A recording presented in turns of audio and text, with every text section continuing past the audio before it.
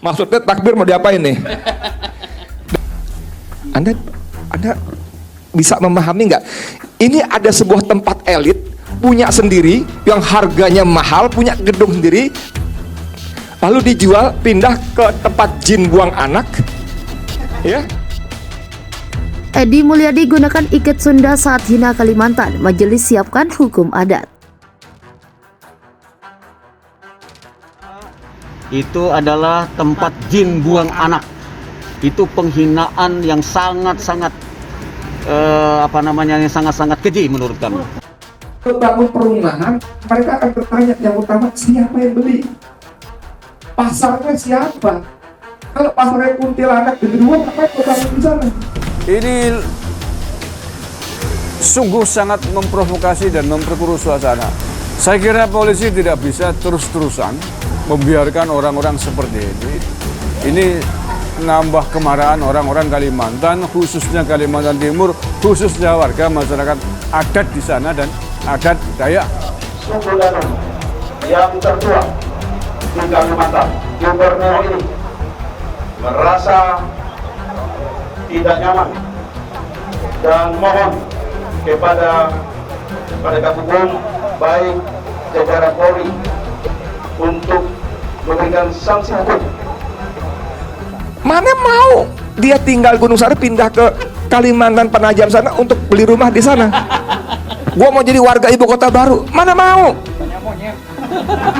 Nggak ada yang mau. Ujaran kebencian yang dia lontarkan, sehingga membuat kita merasa ini menginjak-injak harkat dan martabat warga Kalimantan Timur, khususnya Samarinda.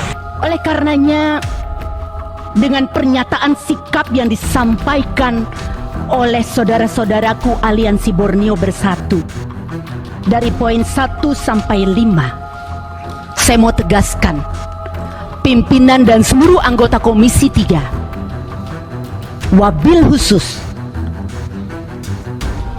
yang lahir sebagai wakil rakyat dari seluruh Kokus Kalimantan, tidak usah bimbang ragu, kami akan kawal kasus ini sampai selesai.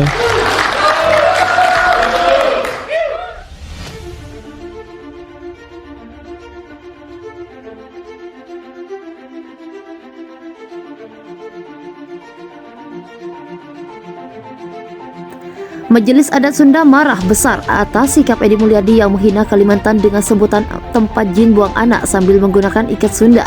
Sebab ikat tersebut merupakan salah satu simbol masyarakat Sunda. Pupuhu Agung Dewan Keratuan Majelis Adat Sunda Ari Mulya Subagja menegaskan pihaknya menyiapkan hukum adat jika proses hukum terkait dengan dugaan ujaran kebencian yang dilakukan Edi Mulyadi mengalami jalan buntu. Diketahui saat ini polisi terus bergerak memproses hukum kasus tersebut, bahkan kasus tersebut kini telah ditangani Bareskrim Mabes Polri dan sudah naik statusnya ke tahap penyidikan. Kita akan jalankan hukum adat juga kan di Kalimantan, sudah jelas akan ada hukum adat untuk Edi. Di kami juga sama. Kami juga ada hukum adat dan akan melakukan hal yang sama demi utuhnya NKRI, tegas Ari Kamis 27 Januari 2022. Meski begitu, Ari menyebutkan bahwa pihaknya belum menentukan hukum adat yang akan diberikan kepada Edi Mulyadi jika proses hukum buntu. Dia beralasan, pihaknya akan bermusyawarah terlebih dahulu untuk menentukan hukuman tersebut. Makanya, kami berharap kepolisian memproses laporan dari saudara di Kalimantan sebelum hukum adat dijalankan. Itu akan berat buat siapapun, kata Edi dengan nada mengancam.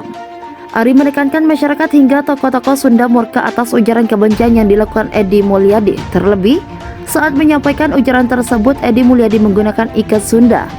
Ikat itu bukan aksesoris tapi menandakan simbol. Nilai kebaikan yang ada pada ikat ini dipergunakan oleh Edi Mulyadi untuk melakukan hal-hal yang negatif. Itu yang bikin kami marah, tegasnya.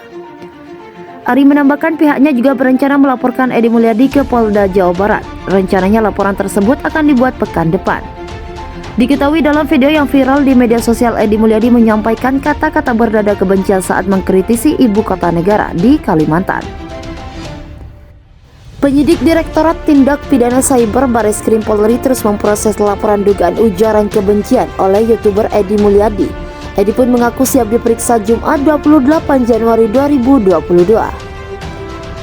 Kepala Biro Penerangan Masyarakat Karopenmas Divisi Humas Polri Brigjen Pol Ahmad Ramadan menyebutkan Surat pemberitahuan pemanggilan pemeriksaan sebagai saksi telah diserahkan kepada Edi Mulyadi langsung. Yang bersangkutan, Edi Mulyadi, menyatakan bersedia hadir diperiksa Jumat 28 Januari 2022 pukul 10 waktu Indonesia Barat, kata Ramadan di Jakarta, Kamis 27 Januari 2022. Laporan terhadap Edi Mulyadi terkait dengan pernyataannya yang menyebutkan Kalimantan Timur yang menjadi ibu kota negara merupakan tempat jin buang anak. Salah satu kutipan Edi Mulyadi yang diduga menghina Kalimantan Timur di konferensi persnya bersembunyi.